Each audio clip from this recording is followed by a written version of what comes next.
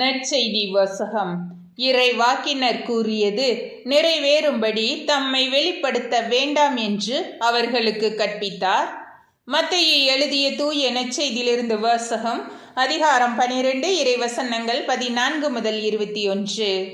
அக்காலத்தில் பரிசேயரோ வெளியேறி இயேசுவை எப்படி ஒழிக்கலாம் என அவருக்கு எதிராக சூழ்ச்சி செய்தனர். இயேசு அதை அறிந்து அங்கிருந்து புறப்பட்டு சென்றார்.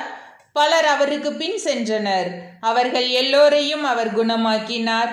தம்மை குறித்து வெளிப்படையாக பேச வேண்டாம் என அவர்களிடம் அவர் கண்டிப்பாக சொன்னார். இறைவாக்கினராகிய எசையா உரைத்த பின்வரும் வாக்குகள் இவ்வாறு நிறைவேறின.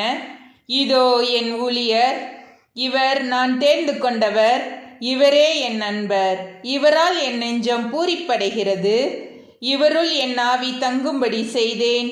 இவர் மக்களினங்களுக்கு நீதியை அறிவிப்பார். இவர் சண்டை சச்சரவு செய்ய மாட்டார், கூக்குரலிட மாட்டார், தம் குரலை தெருவில் எழுப்பவும் மாட்டார். நீதியை வெற்றி பெற செய்யும் வரை நெறிந்த நாணலை முறியார், புகையும் திரியை அணையார். எல்லா மக்களினங்களும் இவர் பெயரில் நம்பிக்கை கொள்வர். ஆண்டவரின் அருள் வாக்கு. கிறிஸ்துவே உமக்கு புகழ்.